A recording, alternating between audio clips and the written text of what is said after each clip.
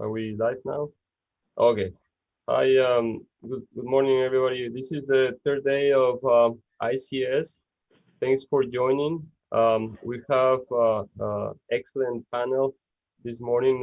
This morning is going to be focused on CFDs, computational fluid dynamics. I'm going to thank Professor Suresh Ravagan, who is going to help moderating the session, and also Professor Philip Bishlinga, who's also helped moderating the session. Thank you so much, and please go ahead and we can start. Sounds great. Thanks, Edgar. Welcome everybody to the final day of the ICS 2021. Today we will be talking about computational fluid dynamics. This is a body of work started maybe 2 decades ago and has become one of the important ways in which we can look at brain aneurysms. Our first speaker today, we have 3 speakers today. Our first speaker today is very well known to anyone who's doing research in computational fluid dynamics of brain aneurysms. He's published some of the seminal papers in this field and set the direction for many of us who've been interested in this area of research. Dr. Juan Sebral, George Mason University. Juan, please go ahead. Thank you, Suresh, for your kind words, and thank you, Edgar and Herman, for inviting me here. Unfortunately, not in Galapagos, but anyways. So what I'm going to show you today are some results that we recently got for analyzing aneurysm blebs. And most of this work has been done by one of my PhD students, Setara Salimi, that you can see her picture here. So I'm going to be talking about wall vulnerability and hemodynamics and rupture risk. So the the main motivation for this is that blebs are well-defined substructures of the aneurysm sac. And here are some examples. You all know what an aneurysm is. So I'm not going to waste time with that or doing the introduction. So, but we have seen many blebs, and they are well-defined substructures in the aneurysm sac. So blebs have also been identified a long time ago as a risk factor for intracranial aneurysms. And blebs may be a reflection of focal weakening of the wall, and thus may be vulnerable to failure. So the goal of our research in general is to understand how blebs develop and how they affect wall vulnerability and aneurysm rupture risk.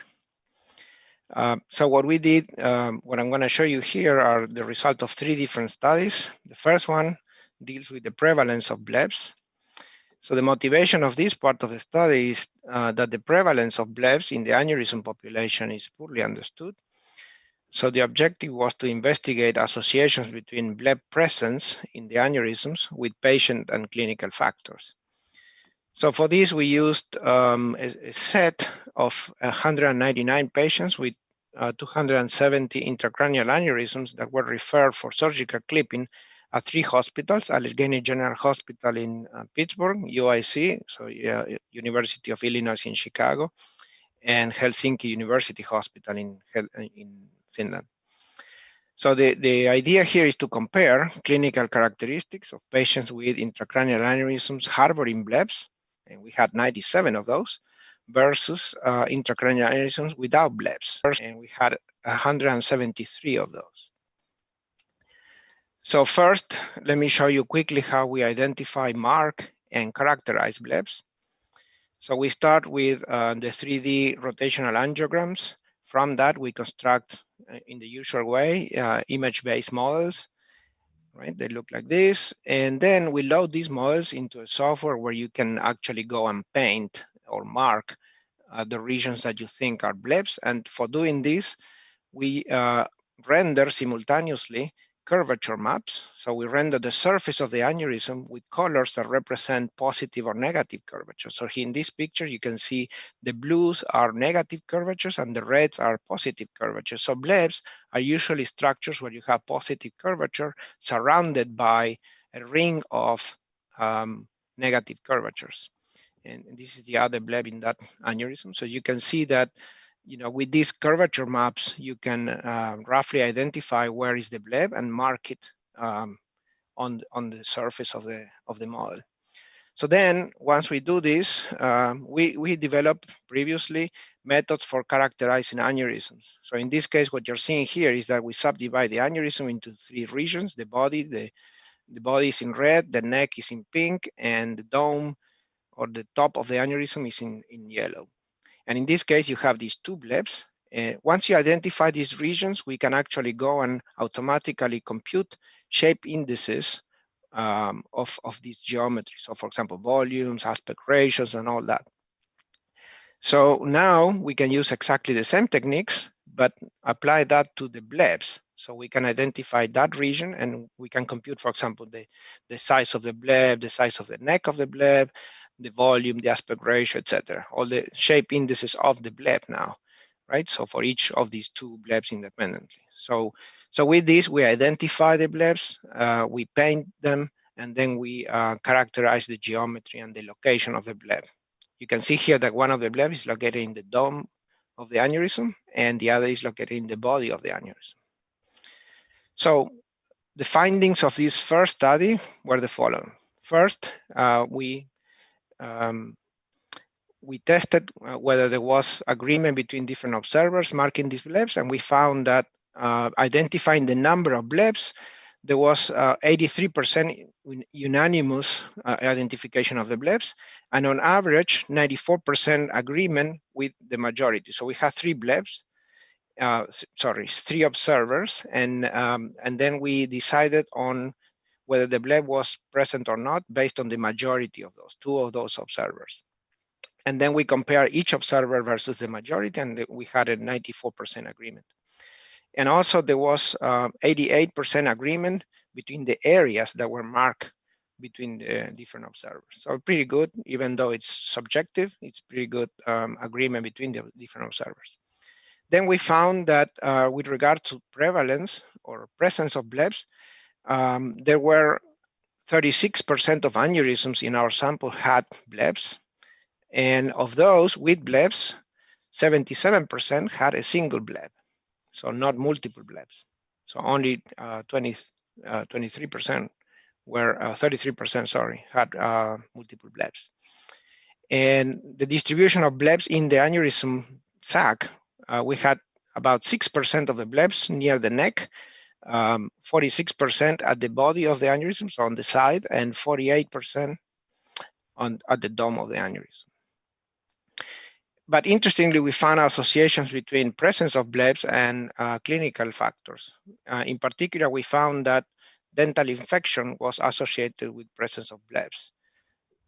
So patients with dental infections tend to have more aneurysms with blebs, whereas without dental infections, they have fewer blebs. And interestingly, we also found that hormone replacement therapy was negatively associated with bleb presence. So in patients where you have patients that are under hormone therapy have fewer blebs. And we found no associations between sex, age, smoking, or hypertension and presence of blebs. So our 2 findings were dental infections and hormone therapy negatively associated with blebs.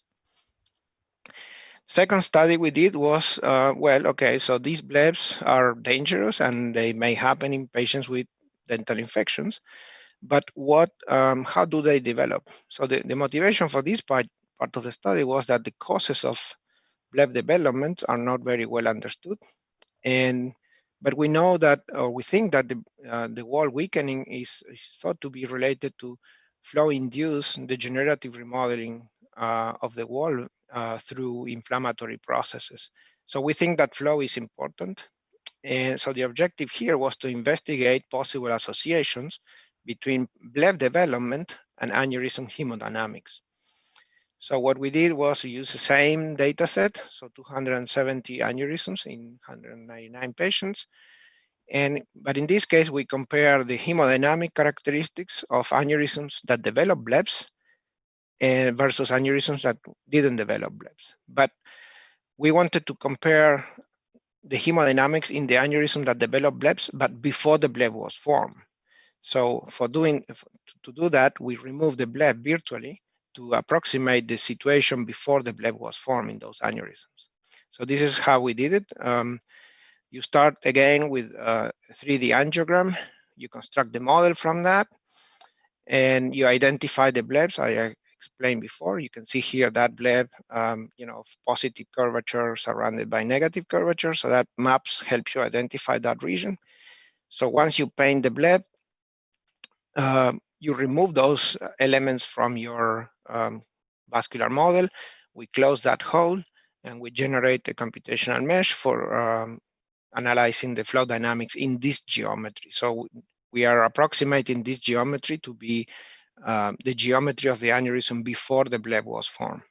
And then we compute we do our CFD simulations, and we get the flow characteristics in the geometry of the aneurysm before the bleb was developed. So doing this, we did this for all the cases that had blebs, and we found all these numbers are boring to describe, but let me just summarize. We found that aneurysms with blebs, or the ones that develop blebs, had stronger and more concentrated inflow jets. They also had faster, more complex, and more unstable flows. And they had higher and more concentrated oscillatory and oscillatory wall shear stress. So they seem to have or to be under higher flow conditions with more heterogeneous and complex flow patterns. We also found associations between the presence of blebs or the development of blebs and aneurysm shapes. So in particular, all these numbers basically mean that aneurysms that are larger and more elongated tend to develop blebs more often than smooth and smaller aneurysms. So those are the findings of that. And these are some examples. This is examples of two MCA aneurysms, one with bleb on the left and one without blebs on the right. And you can see here the one with the bleb, once we delete the bleb, you can see that the bleb was formed in this region where it's close to the flow impaction zone in that aneurysm, where you have high shear stress and very strong flows. Whereas the aneurysm on the right that didn't develop bleb, and this is also an MCA aneurysm, same location, this one has a much smoother wall shear stress distribution under low flow conditions. This is another example. In this case, this is an ACOM aneurysm. And again, this aneurysm developed two blebs. So we removed those blebs. And you can see that the regions where the blebs developed were subject to higher flow conditions. And you can see, for example, the green region is aligned with the inflow jet and is under high shear stress. The second bleb was on the side, and it was subject to a little bit of high shear and a little bit of low shear. All right. Whereas in this other ACOM aneurysm, you see a uniform low wall shear stress situation, and this one didn't develop any bleb. And the third example is a PCOM aneurysm. And in this case, this aneurysm had two blebs, and this green and this red blebs. And you can see the green bleb is aligned and very close to the neck, and is aligned with the inflow jet and is subject to high wall shear stress during the cardiac cycle. Whereas the one that is marked in red here, it's in the outflow zone or close to the dome of the aneurysm under low wall shear stress. Right. Whereas this other PCOM aneurysm that didn't develop bleb, again, is under uniformly low wall shear stress. And you see that there is no heterogeneity in the wall shear stress distribution and the flow pattern. And this one didn't develop any bleb. Right. So, but interestingly, here we see that there are two blebs, and one is subject to high wall shear stress. The other is subject to low wall shear stress. Right, so that motivates our third study on diversity of blebs. So we have seen in previous studies that the aneurysm walls are heterogeneous and they have different structural characteristics at different locations. And these structural characteristics may affect the local wall strength and the vulnerability of the wall at those locations. Right? So here you see an aneurysm, for example, that has red regions that corresponds to very thin walls. And here you have white regions that correspond to hyperplastic walls with thicker walls. And in this case here, you see these yellowish regions, which corresponds to atherosclerotic remodeling of the wall. So we see that there are different type of local wall structures. And we think that flow it's important in the mechanisms responsible for these changes of the wall and remodeling of the wall. So the objective of this third study was to investigate differences between blebs that had different wall characteristics. So we had in this data set, we had a subset of 32 aneurysms in which we had surgical videos where they were clipping.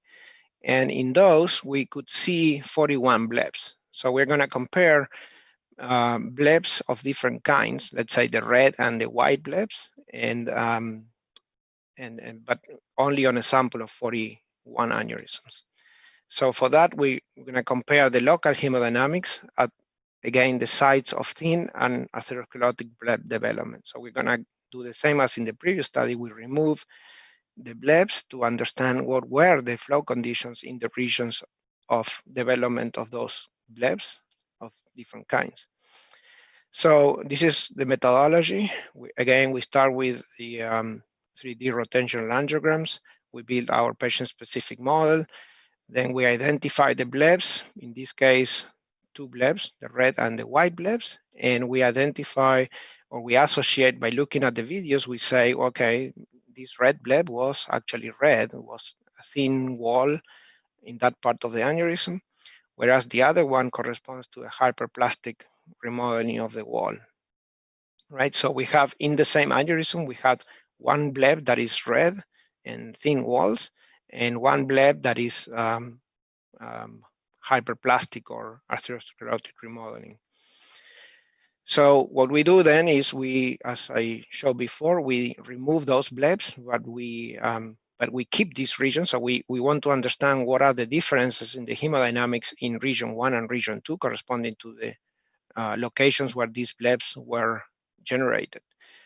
So in addition to doing this, we want to characterize the location of these regions, right? So what we do is we do a CFD analysis and we trace streamlines that are passing by, close by to these regions. For example, region 1, you have here one streamline that originates here at the inflow and then passes close by to this region and swirls and then exits somewhere, right? So what we do is we characterize the distance along this streamline. So the distance from the region to the inflow, right? So there are regions like this one where the region is located close to the inflow, right, along that streamline. And we basically do this for several streamlines and we take the average. So with this, we can characterize whether the regions are close or far from the inflow. So in this case, this red region was close to the inflow. And the second region, you can see here, the streamline originates in the inflow zone, goes to that region and then exits. And again, the second region was far from the inflow, right? So then the findings of that study are summarized in that table. When we compare thin versus atherosclerotic blebs, we found that thin blebs tend to have less oscillations of the wall shear stress. So that means a more coherent flow pattern. But we also observe, interestingly, that the red thin blebs are closer to the inflow compared to the atherosclerotic thick blebs, right? So, but we only had 40 cases in this sample, so we didn't find any other association. So what we did then was, okay, so we're going to compare now, since we know that thin blebs tend to be located closer to the inflow, now we're going to compare close versus far blebs. So blebs that are close to the inflow versus blebs that are far from the inflow. And for this, we can use all the blebs in our sample, which were 240 cases. So with that, we found that blebs that are closer to the inflow have higher wall shear stress and wall shear stress gradients compared to blebs that are farther from the inflow, which tend to be more of the wide atherosclerotic type blebs. So those are our findings, and these are examples. This is the same case. You can see here, this is a very obvious case where you have this thin red bleb close to the inflow, exposed to higher flow conditions than the white bleb, which is hyperplastic remodeled, which is farther from the inflow and is under low wall shear stress and low flow conditions. This is another case with an atherosclerotic bleb. You can see here the bleb that has yellowish walls corresponding probably to lipid pools. And what you see here is that bleb was formed in a region of relatively low wall shear stress and slow flows. So summarizing all the findings of these studies, blebs are common, and so they occur between 30 and 40% of the aneurysms, and they're associated with higher rupture risk. Bleb presence is associated with dental infection, so there may be an inflammatory process associated with bacterial infiltration into the wall that may predispose the wall for developing blebs. Bleb presence is negatively associated with hormone therapy, so that means to be a protective mechanism that prevents. So again, maybe this is related to inflammation and how things happen in the wall. Blebs were more common in aneurysms with stronger and complex flows with heterogeneous wall shear stress distributions. But not all blebs are the same. They don't, so some blebs look very thin, perhaps more vulnerable, and they look red in these videos, while other blebs are thicker and have undergone atherosclerotic remodeling. So they are hyperplastic and may contain lipid pools. So we shouldn't probably evaluate aneurysms just based on the presence of bleb, because not all blebs are the same, and they may have different structural properties, and they may also have different vulnerabilities, or they may have different weaknesses. And we saw that thin blebs tend to be closer to the inflow compared to the atherosclerotic blebs. And in general, blebs that are closer to the inflow are exposed to higher, stronger flows with higher wall shear stress and more heterogeneous wall shear stress distribution with large gradients. So those are all the findings of these studies. And this research was done by several people, and I just want to acknowledge most of this was done by my student, Setara Salimi, and in collaboration with former student, Felicitas Detmer, and Fernando and Bonjay. They are research professors. And we did this in collaboration with Johanna Frozen, that's now in Tampere in Finland, Mika Niemela in Helsinki. And most of it was done together with Ann Robertson from Pittsburgh and Spandan Maiti. And the main clinicians at Allegheny General Hospital is Alexander Yu, and at the University of Illinois in Chicago is Sepi Amin Kanjani and Fadi Charbel.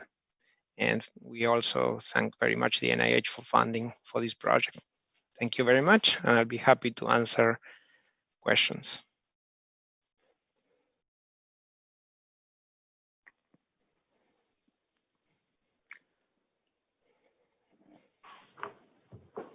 Well, thank you very much, Juan. I mean, as usual, you are delivering a new view on the subject, on the topic. We were discussing on videos of the vessel wall and making associations between flow and the vessel wall, knowing that we expected it to be more heterogeneous, and you come up with a nice picture. So thank you very much. Now, do you have histology of those domes? We do have histology on some, so that's Anne's work. We still analyzing those. So we did see, for example, in the case that we had, for example, that case that had the two blebs, we only had a tissue sample that included the second bleb, the arteriosclerotic one that is closer to the dome, right? It's very difficult to get the ones that are close to the neck. But in that case, that aneurysm, I mean, that the histology shows extensive arteriosclerotic remodeling and very thick walls. But we didn't have in the tissue sample, for example, the thin bleb, right? And one interesting thing is that we are seeing is with multiphoton microscopy, you can see how the collagen fibers remodel, and they remodel around the bleb, so they are reinforcing. So instead of having like a biaxial remodeling of the fibers, you have a ring of fibers around the neck, and that probably creates conditions that are more vulnerable at the neck of the bleb. So that's a subject that Anne is studying with her team. Yeah, I think for sake of time, we have to keep on going and maybe go back to the questions at the end of this session. So, well, it's my pleasure now to introduce Mingzi Zhang. I hope I pronounced it correctly. And I think that you're correct. part of Makoto Ota's lab. And yes, it's the first time I see you, so welcome into the ICS. And well, thank you. Nice to see you. You're going to talk about systematic review of hemodynamic discriminators in FD stent. So please go ahead, and thank you very much. Thank you.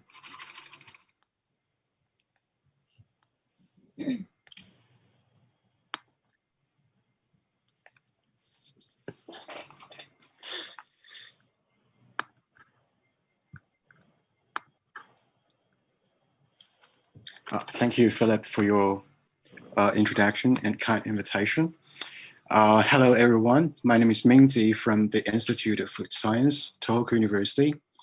Today, on behalf of our team, I'm going to talk to you about a systematic review and meta-analysis into the association between the simulated aneurysmal hemodynamics and clinical outcomes after flow diversion treatment, entitled Implementation of Computer Simulation to Assess Flow Diversion Treatment Outcomes. Sorry. As you know, CFD has been applied to investigate flow diversion outcomes for more than 10 years, and many research groups have proposed a wide variety of hemodynamic parameters to quantify the efficacy of flow diverting stents, from those measuring the reduction of aneurysm inflow strength to those quantifying the weakening of aneurysmal pressure or stress, and then to those characterizing changes in intra-aneurysmal flow behaviors. Moreover, many groups have tried to establish hemodynamic identifiers that might predict the favorable treatment outcomes, although there is no consensus that has yet been reached. So the core problem is, despite a decade's research into virtual stent deployments and a subsequent hemodynamic simulation, it remains inconclusive as to what hemodynamic factor would correlate with a successful treatment. And this situation is exactly as what Pedro said yesterday in response to Janica's question of what can CFD contribute to the understanding of flow diversion treatment. And he said people should gather together to find strong evidence that hemodynamic parameters are associated with clinical observations. So to bridge the gap, through a pooled analysis of all eligible studies ever published, we aim to examine the differences in various post-treatment hemodynamic parameters to first identify those that might predict a successful treatment, and then to quantify the likely additional flow diversion achievable through a compaction technique or through insertion of an additional stent. Both are strategies exercised intraoperatively to enhance the flow diversion. To meet the aim, following the PRISMA guideline, we first searched all relevant studies using PubMed, Medline, and Scopus with the keywords CFD, hemodynamics, aneurysms, flow diverting stents for articles published in the periods from 2000 to 2019. From the identified studies, review articles about reading languages other than English, technical notes, and letters were immediately excluded. And for the remaining articles, 3 of us independently examined the full text before reaching an agreement on their eligibility to be included, according to the following criteria. The first is human aneurysm subjects were included, and then paired pre- and post-standing hemodynamic parameters were quantified, and then the clinical outcomes following treatment were disclosed. For articles that were finally included, 2 of us independently extracted all available parameters, including the aneurysmal inflow rate, the average velocity, the maximum velocity, shear strain rate, energy loss, and so on, as you can see in here. And the result of data extraction were consistent.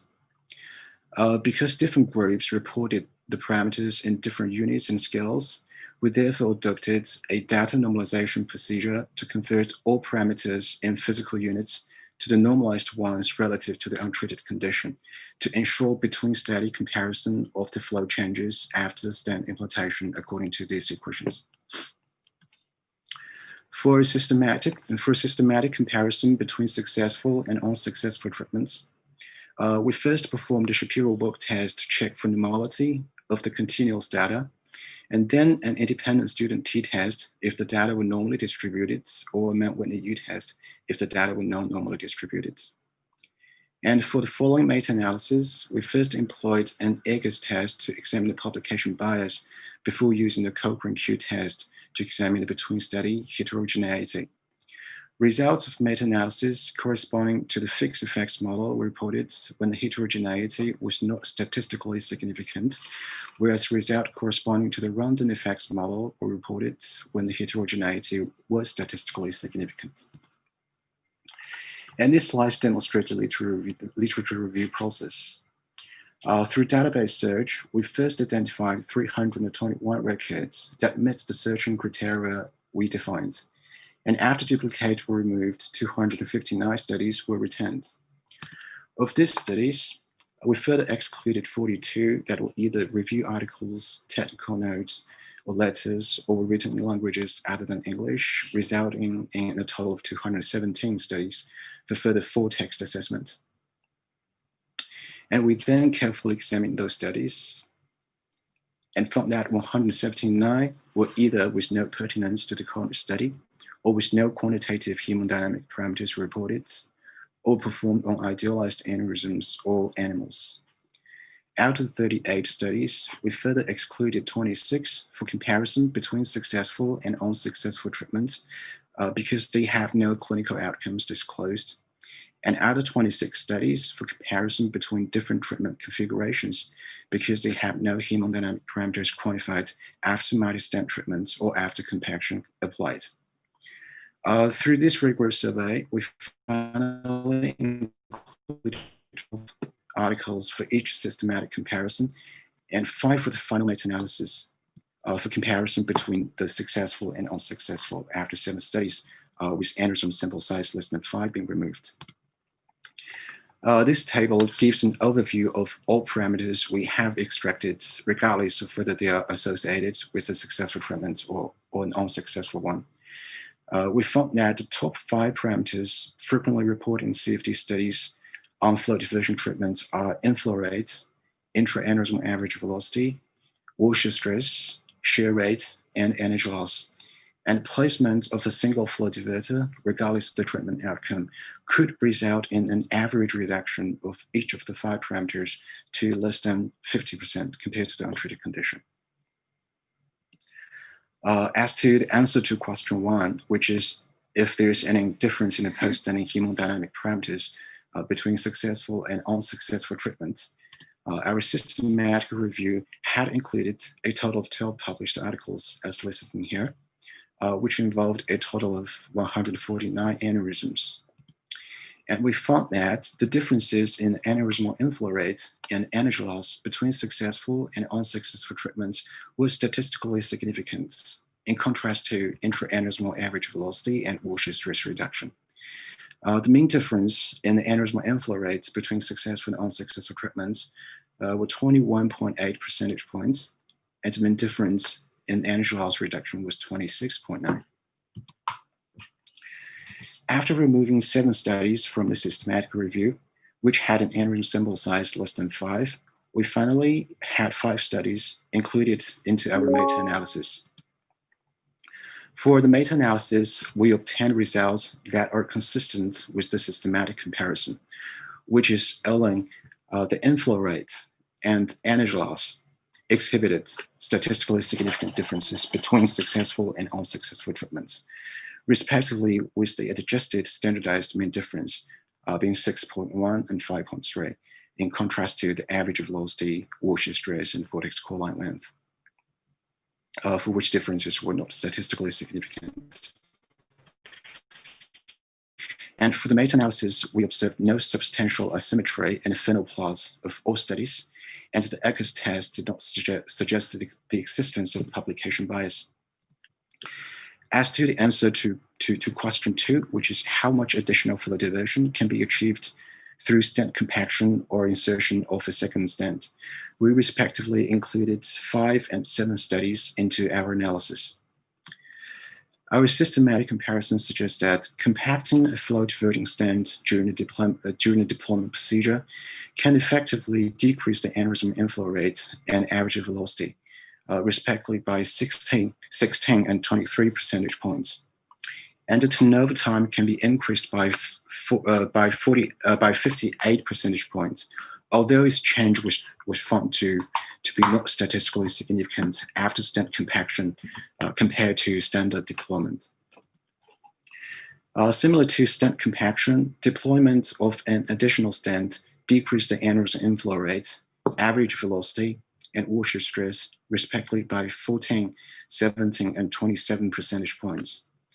And increase the turnover time by 47 compared to the standard deployment of a single stent.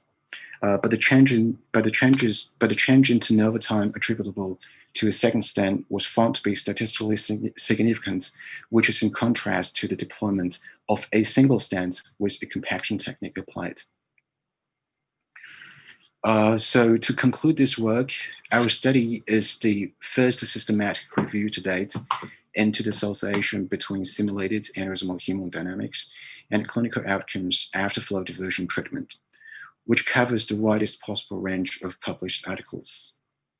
And we found that the deployment of stents with a compaction technique applied may yield an additional enhancement of flow diversion, which is comparable to that achieved through deployment of an additional stent. And by pooling all eligible studies, our review confirmed that clinical outcomes following flow diversion treatments are associated with simulated aneurysmal hemodynamics. And owing the differences in the post-treatment inflow rates and energy loss are indicative of statistical significance, in contrast to the Walsh stress and vortex core line length. Aneurysmal inflow rates and energy loss has shown promise in discriminating between favorable and unfavorable patient outcomes from diversion treatments, and is pending future studies into the diagnostic performance to establish the optimal cutoff threshold. And finally, we want to acknowledge that this review would not have been possible without the support received from our safety biostudy team, who gathered together in a special workshop held in Japan, having had fruitful discussions on topics related to the current study, and contributed tremendously to the processing of data reported in this article. And the details of the work have been published online in the Journal of Neurointerventional Surgery with open access. Please feel free to have a look if you're interested. Thank you very much for your kind attention.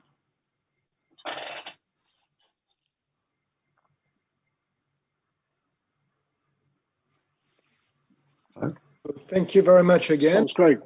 Yeah.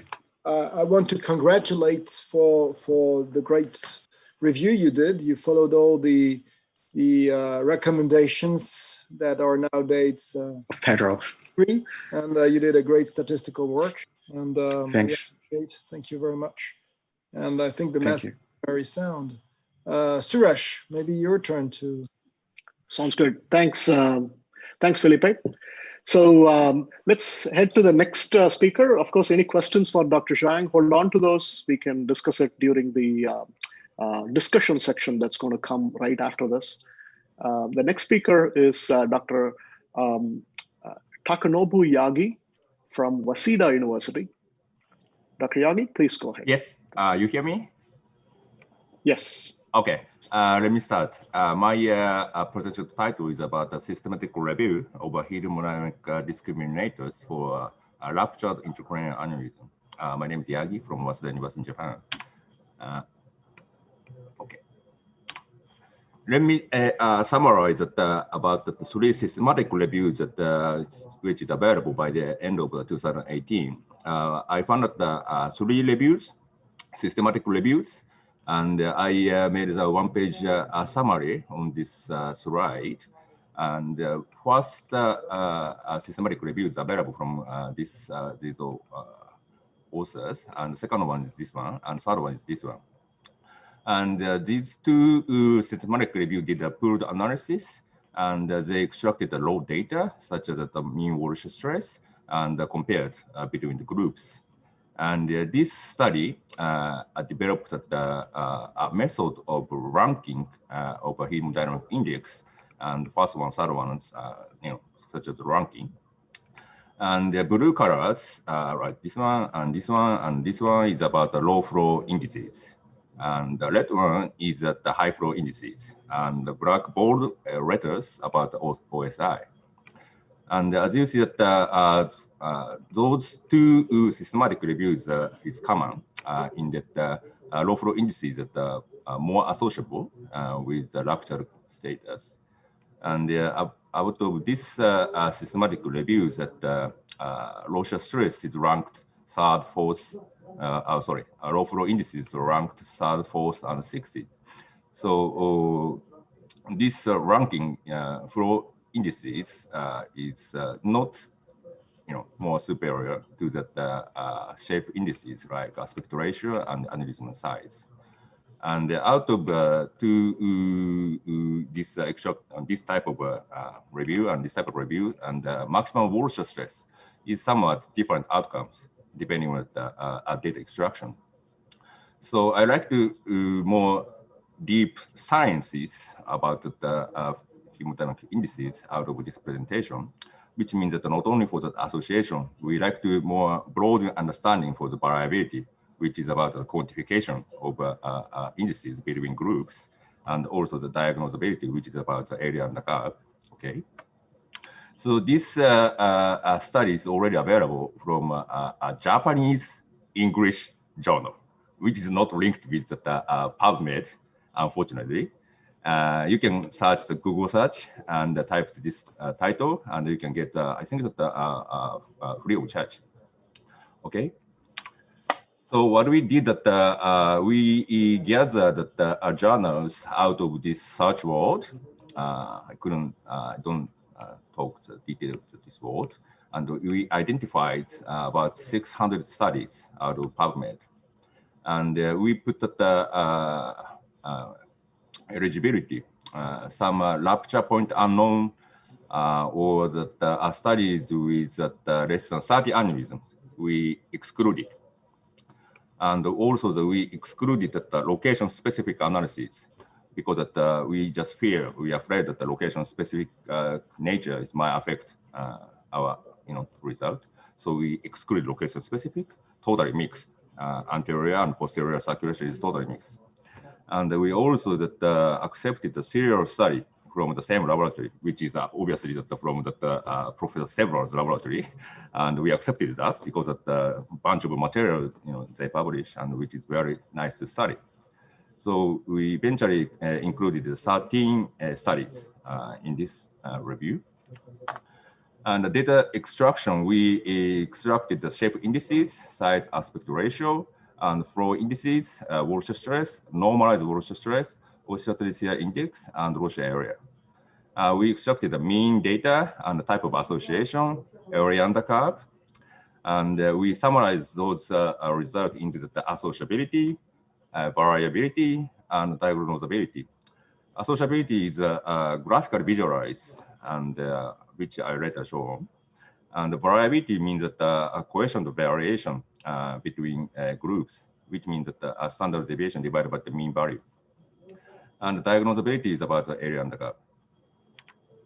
So if you go to the paper, you see that this big table. And this table is we extracted 13 studies and the location and the number of aneurysm and number of ruptured aneurysm, total number and the percentage of ruptured aneurysm, and shape indices and Walsh stress, normalized Walsh stress, OSR and ASA, and the rupture and unrupture with mean data. And also that the Walsh stress, as normalized Walsh stress, has some subgroup, like Walsh stress has a variety of definitions. So that I put the data type, which is about DT, and something defined the spatially max and spatially average and spatially minimal were instantaneously defined, or like time averagely defined, or kind of like things. And also that the red one shows that a positive association, which is higher in the rupture case, and the negative association is colored by blue, and no association is colored by black. And yeah, black is just not available. This kind of things. And let me explain it one by one. This is about the associability map. Red color is from the same laboratory, which is from the Professor Several's lab. And I sorted according to the number of aneurysm they studied. And this is the size, positive association, mostly, and the area aspect ratio, about 90% is positive association. And this is Walsh stress, and I extracted further the spatially max and temporary instantaneous, and the spatially average, temporary average, spatially minimum and temporary instantaneous, kind of thing, and spatially max and spatially average. And LSA, I found out a couple of definitions, and T type 1 is low Walsh stress is defined below 1 standard deviation out of parent artery Walsh stress. And the type 2 is less than 10%. Let's see. First of all, high frequency association is higher number of aneurysm, which means like more like red and blue color is located even at this high number of studies, like Walsh stress and OSI. And Walsh stress high and low coexistence appears in two ways. That means like here that this indices, some things are negative indices, negatively associated or positively associated mix actually. And also that as you already recognize, this is both statistically significant. And most surprisingly, result is that about the LSA. Type 1 is that always black. Type 2 is always positive, somehow. But this is actually the result we obtained. And we are going into the more details depending on the indices. This is about Walsh stress. This is the same results which previously I showed. And about 60% is associable with the rupture case, especially marks and temporary instantaneous. And a similar number is we found about 60% associable with the minimum, low Walsh stress. And also this is the rate of mean value between ruptured and ruptured. These are typical data. And what we found that is although that these associability seems doesn't make a big difference about this one and this one, variability is actually a big difference. According to our extracted data, I found that this low Walsh stress showed that the worst one, which means that the largest variability, less quantifiable, I found. And about OSI is that spatial max and spatial average. Spatial max is available only from the same laboratory, red color, red color, red color, red color. And this is 100% associable at this moment, which is nice. And OSI is about 50%, but as you see that even higher number of aneurysms studied, then the OSI shows that the more positive tendency. This is about the variability. And this is about the LSA. LSA is totally black and white. Type 1 is 0% from that Professor Several's lab. And type 2 is somehow 100%. However, this is only a matter of associability. Move into the variability. This type 2 LSA showed that a very big variability, which is more like a poor quantifiability. So associable, but less quantifiable. This is a characteristic performance of LSA percent about type 2. So this is a kind of summary, and this is the Walsh stress minimum and LSA type 2, Walsh stress average Walsh stress. Those are the three worst, quantifiability, largest variability. This is and also that a strong index dependence, and three of these indices, everything related with low flow indices. And low flow. So low flow indices, about 70% are associable for the rupture, case. However, the quantified, variability is somehow it shows that a large variability between groups.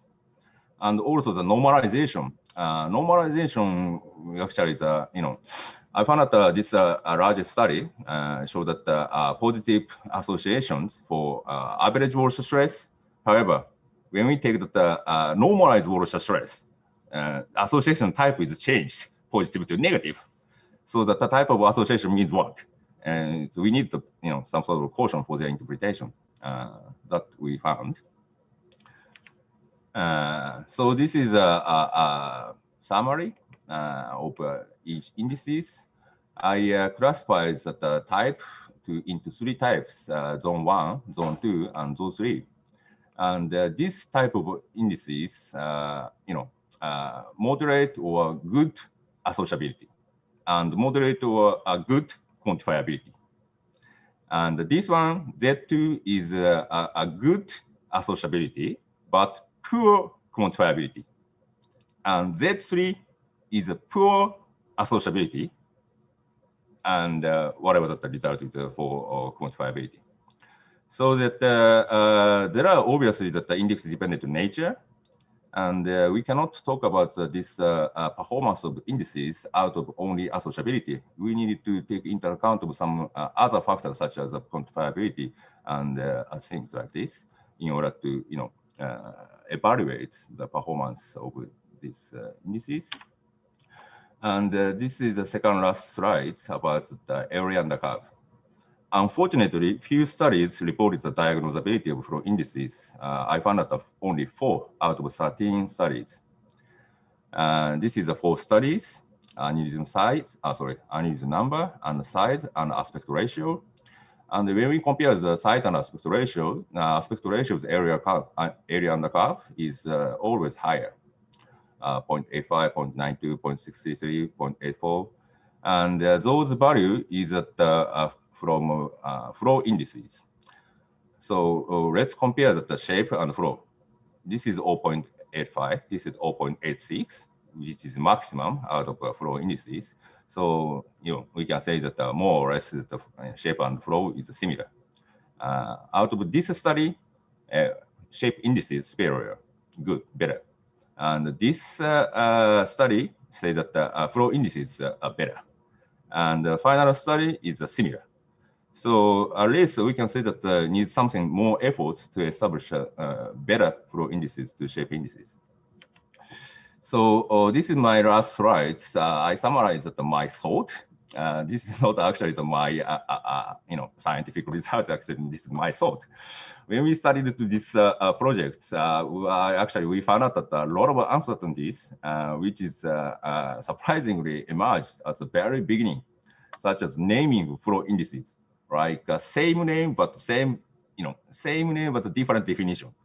So it's very, very, that time we had a lot of a nightmare, to organize all this data. So of course, further long-term effort will be needed, but that we start to think about how to evaluate the performance of proposed indices and under some sort of a hope-free safety guideline.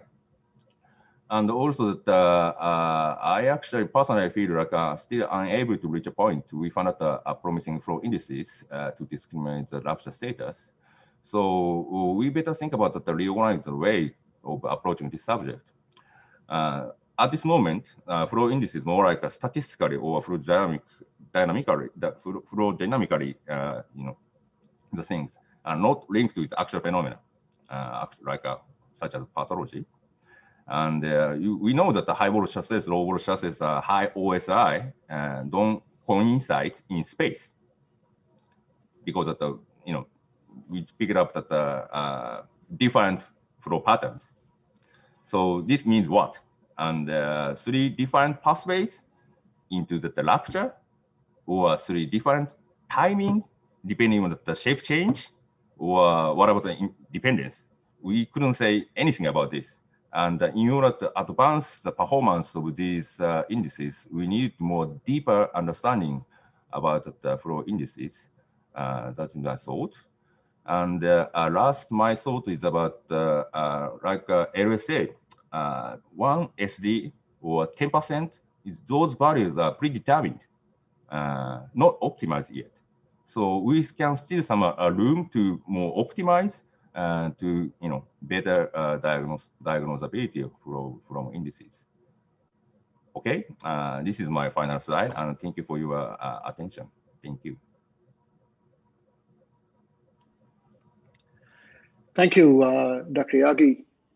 We appreciate the very interesting talk, and certainly I think you make a very effective point here about the importance of how we define the indices, and that we don't focus too much on just associations and so forth, because how repeatable and consistent we define them becomes a very important factor. So that's certainly very important.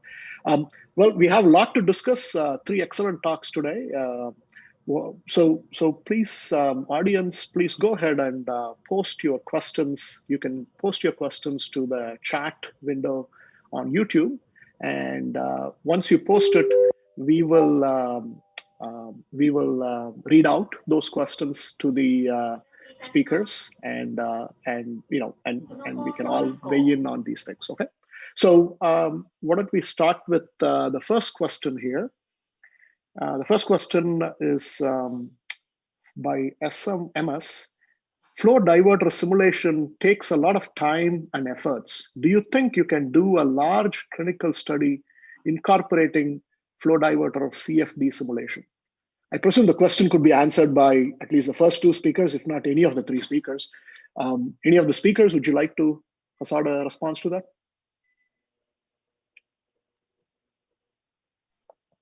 Please remember to unmute yourself before speaking. Well, maybe I can answer that.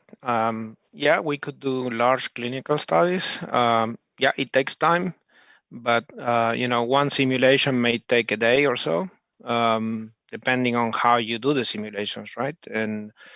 But you may do many simulations in one day. If you have a large computer, you can do simulations in parallel. So the answer would be yes. I think you can do large clinical trials. Of course, if you have a patient on the table and you want to have an answer in 2 minutes, that's maybe difficult unless you do steady state simulations, in which case you may be able to get some results in a matter of maybe half an hour. To follow up on that, Dr. Zhang, how long does your flow diverter simulations take, and what are your thoughts on this question? Please unmute yourself before speaking. Dr. Zhang? It's from me. I thought it's for Juan several. In addition to Juan, I think I think this is a good question. It is true that simulation of flow diverting stands placed into aneurysm is time consuming and resource demanding. But as you may know, there are many softwares which is readily available, like the EndoVantage and AView developed by the team of State University of Arizona and the Buffalo team. We have tools to simulate stent deployment and post-traumatic hemodynamics. So this is one thing, especially after the development of fast virtual stent deployment technique, which dramatically decreases time to mimic the stent releasing procedure. And I agree with Professor Sebrell that we can do this. We can do a large clinical study to see the post-stent hemodynamics. It depends on what kind of parameters we want to investigate. The time depends on that.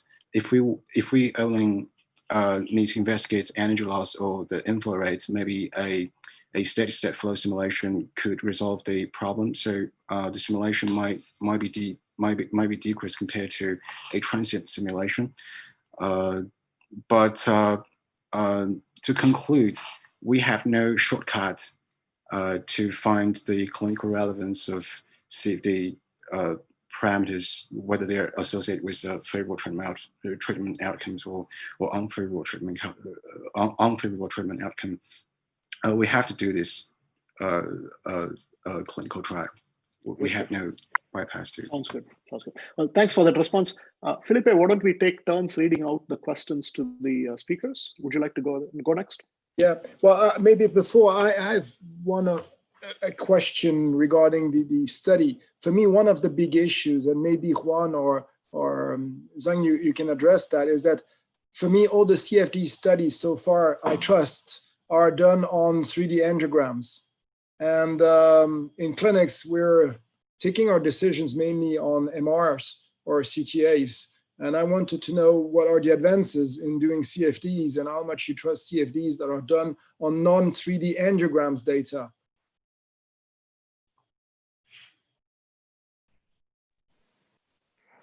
Yeah, well, thank you, Philippe.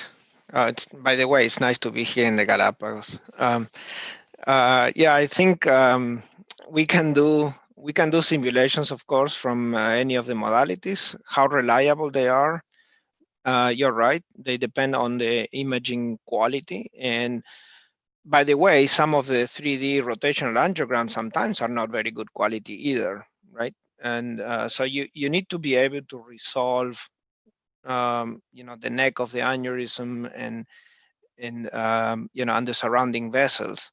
So in many cases, it may be okay.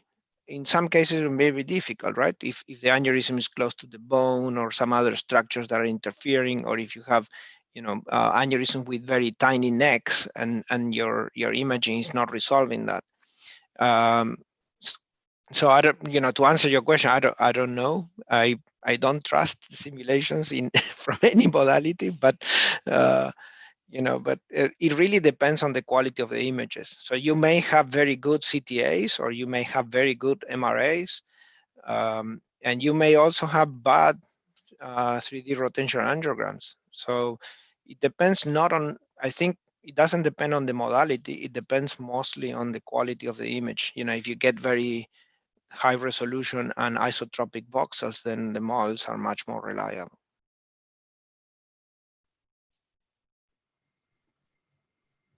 Thank you for Thanks, Juan. Go ahead, Felipe. Sorry. I think what John said is right. The accuracy of CFD simulation strongly depends on the accuracy of segmentation. There are many studies published into the analysis of different image quality and their effects on the CFD simulation. And in addition to the segmentation quality, I want to address another issue that might compromise the CFD simulation, that is the boundary condition and several assumptions adopted in CFD simulation, like non-Newtonian fluid assumption, many things like that. So there are mainly 2 factors that might affect the simulation accuracy. One is segmentation. The other is the assumptions we have to take into consideration in performing CFD. Sounds good. Thanks for that. The next question, the reading from the YouTube chat. Next question is addressed to Dr. Sebral. Are you concerned that by filling in the gap after bleb removal with what appears to be a flat section that you are missing important flow info that would influence the wall? Yeah, so yeah, we're always concerned about our models, but what we did here was, a very simplistic model where you remove the bleb that was marked, right? So you can also, the main assumption also is that the rest of the aneurysm didn't change, right? But we do know that, the aneurysm is also growing a little bit. So probably the shape of the aneurysm before the formation of the bleb was not exactly the same as we are modeling here.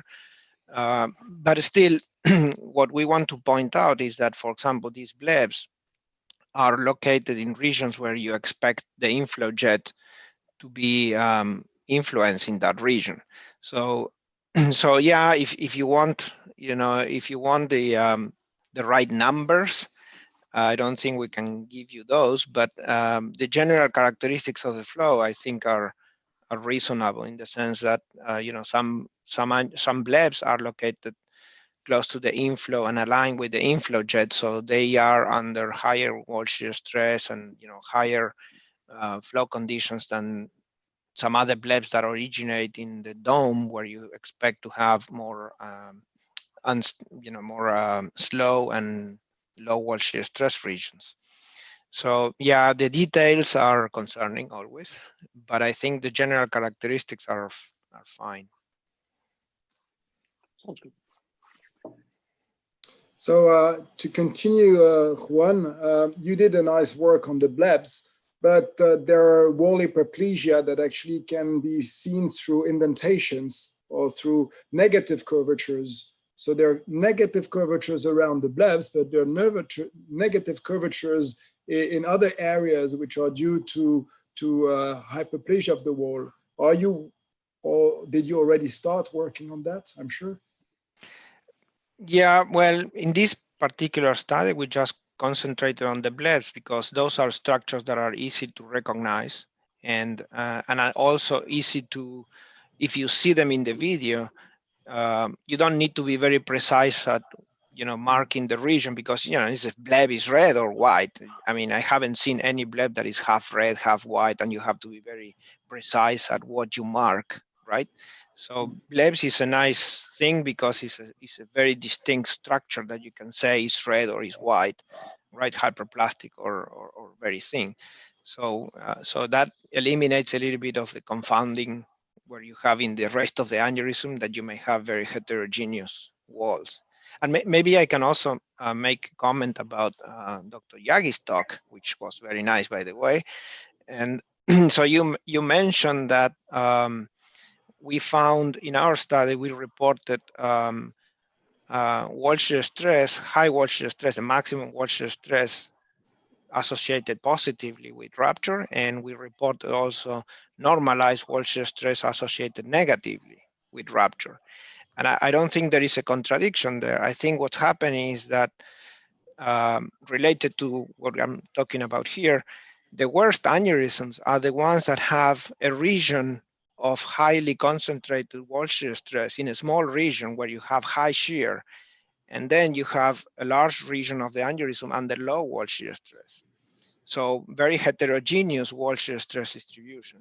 And in those cases, you will have a maximum that is higher and a normalized wall shear stress that is lower. So that, I think, points to heterogeneous wall shear stress distributions with regions of high and regions of low wall shear stress. Those, to me, those look like the worst aneurysms. And in this particular study, we saw that some of those aneurysms actually have blebs of different types, right? So I don't know if that answers your question, but Thank you. Yeah. Please go ahead, Dr. Yagi. I don't know, is that my first time I look at the results, that normalization means that something divided by some values. That means that we put the additional value to do something, and that means that there's a possibility to increase the uncertainty about the indices. So we just collected the data, so we just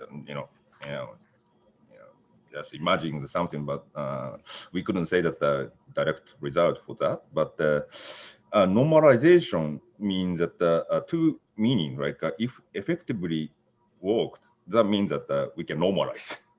But that if didn't work well, that means that we put some additional or uncertainties for the kind of things. Yeah, that's my personal feeling. Yeah, but I didn't know actually. Yeah, but it also means that, for example, if you have lower normalized wall shear stress, what could happen is that they actually had higher wall shear stress in the parent artery. So when you're dividing by a larger number, you get a smaller normalized value. So that's what, so in the same study, we didn't report it, but in the same study, we actually compare the wall shear stress in the parent artery, and it was higher. In PubMed, that's actually unfortunate. It's an excellent paper because it brings up an important question, right? We've got a lot of metrics now, and also a lot of definitions to it. In fact, when I was reading a paper, I actually, before that, in fact, if I had to guess, I would have thought of the low shear area as one of the most robust metrics because of the way it's defined. There are some reasons why we think, because it's a very sort of space-filling metric. So I actually thought of LSA as one of the best metrics. And it was a humbling experience to see you find not quite that to be the case. I'm curious about, what are your, so you made a point about how even that low shear area is defined by two different ways, and one based on standard deviation and one based on 10% and so forth. What are your thoughts about what to do about all this? I know you sort of concluded by saying, we need to define these metrics in a rigorous way, but what do you think, what sort of studies do you anticipate, or can you speculate on that would, what sort of work would resolve this issue? What do you think we should do about it?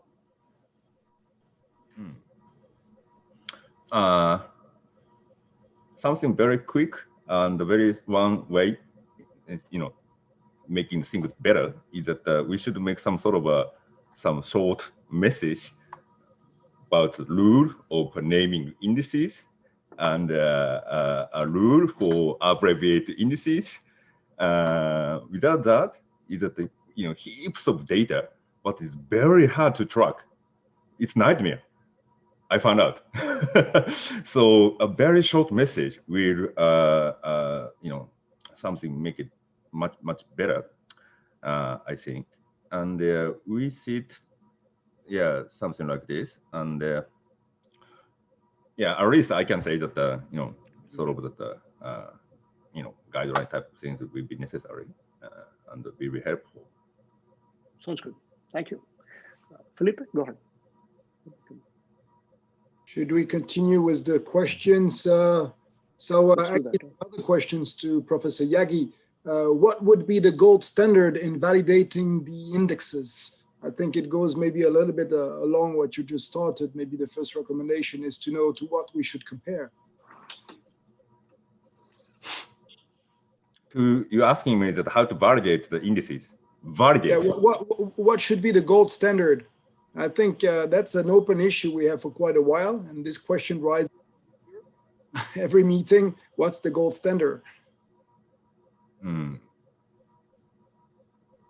I don't think we have an answer. I think it remains an open. Yeah, I don't know if anyone else has a kind of do we have a bench? Do we have a tool that we could use to standardize and compare all our different CFD studies to, and get kind of benchmarking?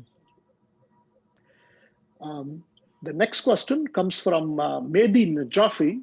Mehdi's question: thanks, Dr. Sebral. There is always a weak secondary vortex trapped in the blebs far from the neck where the jet slows down and that weak vortex massage the wall consistently. I believe it's not a question, it's a comment. I don't know if, Juan, you have any response to that comment or agree, disagree? Oh, sorry, there is a, sorry, stop. The next is actually a continuation of the previous one. Let me finish the question. Right below that, which results a low wall shear stress region?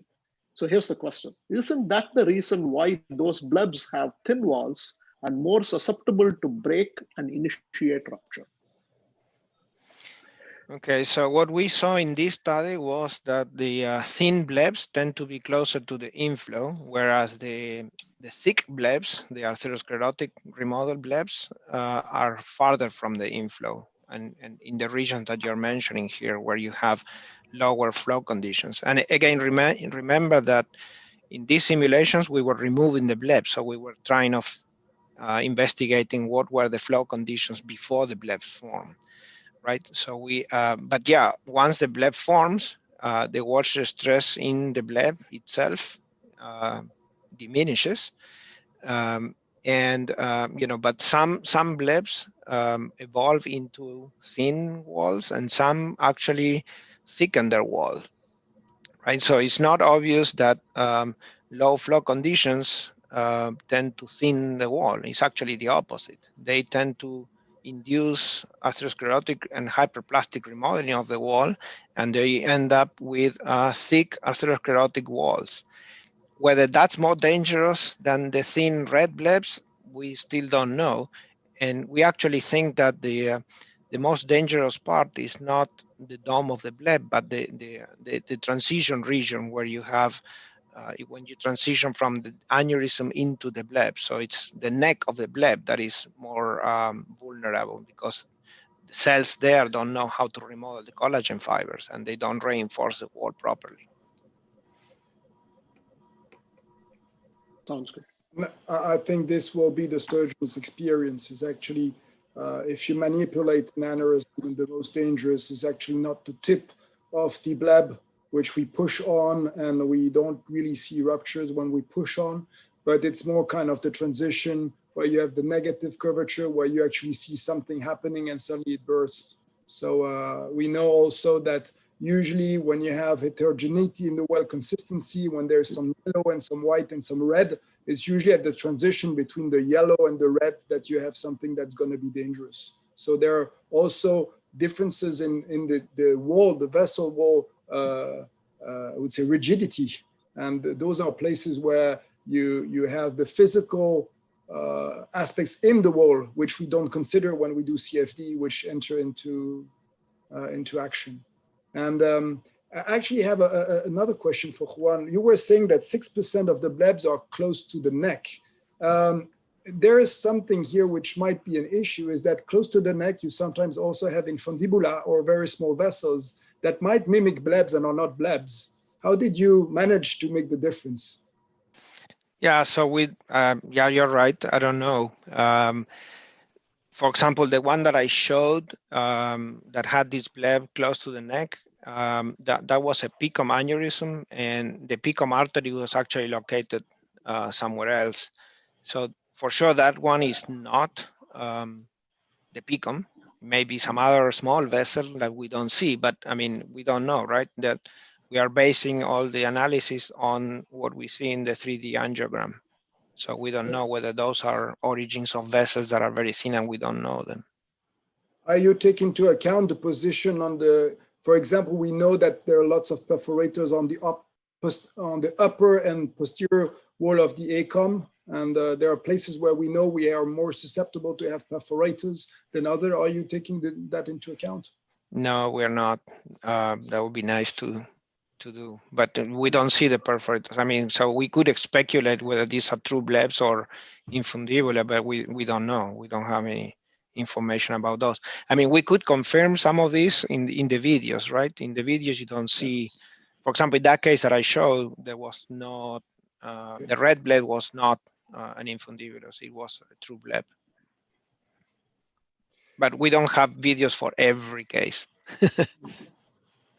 Now, there was a question by Edgar. Actually, Juan, how did you come up with determining dental infection is one of the cohorts? So that was not Typical me. epidemiological data that we collect. So yeah, great question, Edgar. We are not that brilliant. So that was an idea that came from Finland, from Johanna's group. They have been looking at dental infection for a while, and they observed differences in the Finnish population. They've seen differences between aneurysm rupture with dental infection or not. But they are very systematic in collecting dental infection. They actually have their patients being examined by an dentist. But here, our approach was much simpler. We just based our findings on a questionnaire that we provide to the patients when they enroll in the study. We just ask them a few questions to determine whether they had recent or current dental infections, right? So that's a variable that we should probably be aware of, because Johannes and some of the Finnish people have this idea that bacterial infections are one possible mechanism of degradation of the wall, infiltration of bacteria that then trigger infiltration of neutrophils and macrophages into the wall may be detrimental to the arterial wall. So we were interested in that idea, and we started collecting this data.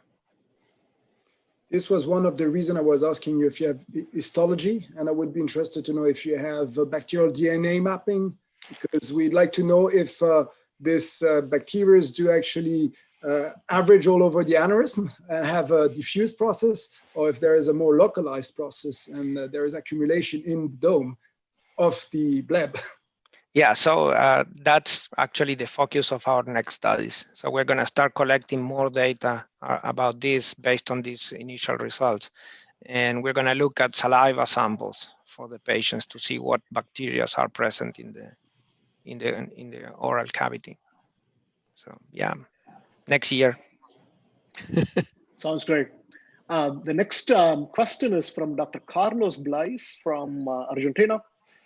Great presentation and discussion. Congratulations. Just a question maybe for Professor Sebral. What do you think about MAFA assessment during procedures? I assume MAFA is mean aneurysm flow amplitude assessment during procedures. In fact, any of the speakers can respond to this. Dr. Sebral, the question is addressed to you. All right. Well, thank you, Carlos. How are you? To answer that question, and also to ask a question to person doing the flow diversion study. So we, in our studies, we saw that it's not only the change, for example, in inflow rate that associates with the outcome of flow diverting studies, but also the final state, because sometimes you start with an aneurysm that already has low flow conditions, and you put a stent and the aneurysm thromboses immediately, even though maybe the change is not very big, but you didn't need to make a very big change because the aneurysm was already under low flow conditions. So it's very easy to thrombose those aneurysms with a flow diverter. But in some other cases, it's the opposite. You have very large flows, and then you need to create a very large change in order to thrombose those aneurysms. And even if you have a very large change, maybe the aneurysm won't thrombose. So in our opinion, the most important parameter to determine the outcome of flow diversion is not the change, but the final state. And so the MAFA is one way of measuring the flow velocity, the mean average flow velocity in the aneurysm using DSA. And so that, but most of the studies based on MAFA, they also look at the change rather than the final state. So, but I think it's very useful to measure this kind of average quantity that may be useful to predict the outcome. So yeah, I like it. I don't know if the other speaker has something to say about that. Thank you. I think no, this is great. I think in the interest of time, I suggest that we should. We also have our next quick comments by our fearless leader, Dr. Daniel Ruffenacht, is here as well, and he has, I'm sure, a few more words to say. Before he does that, just want to take the opportunity to thank everyone for joining us in this session. It's been a great discussion, and certainly fluid mechanics and looking at blood flow is an important aspect of it. But there are challenges. Dr. Yagi brought out something that I certainly feel strongly as well about, the importance of consistency and so forth, to buttress the sort of statistical associations we see. I think quantifiability and issues like that are very important as well, and it was nice to see that. And it's great to see the discussion here, Dr. Zhang, Dr. Sibra, Yagi, for your excellent presentations and your comments. Felipe, I let you take over from here. You know the Dr. Ruffenacht better than anyone. I'll let you take it from here. Thanks. Well, I think Daniel started the whole story a long time ago in Geneva with a whole team, including I would say Makoto, which is I don't see him anymore. Oh yes, you're there. So Makoto and well, I think he wants to talk about the future and the next thing. So please, Daniel, you're welcome.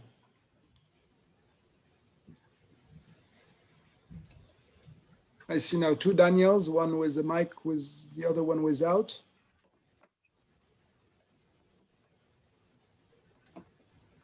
And until Danielle joins, just homekeeping message. The presentations are gonna be on the website until the end, until 2 more weeks. I know people couldn't join in the morning, so we have had really great presentations these 3 days and great discussions. So please feel free to look at the website, and the presentations for each day will be uploaded there.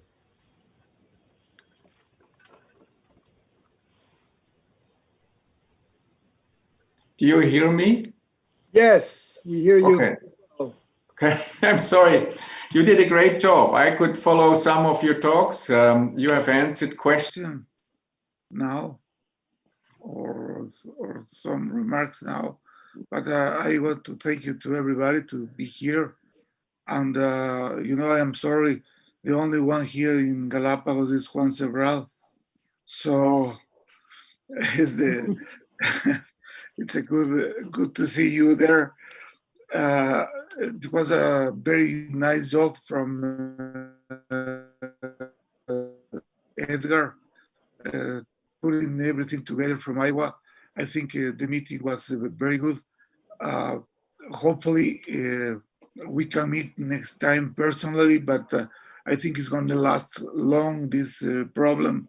So I hope you enjoy it, and we will see you again. I think Edgar maybe give some last words. No, thank you, everybody. Thanks, Herman. It's been a rough year. We were packed into the Galapagos, and we ended in front of a screen. I would like to thank everybody, all the moderators and the presenters. We wanted to keep it short, so we didn't want to overwhelm everybody with so many webinars. So that's why the format of the meeting was designed this way. But thanks everybody, and hopefully we'll see you sometime next year in Geneva, or maybe the year after, maybe in Japan. And thanks everybody. Thank you very much.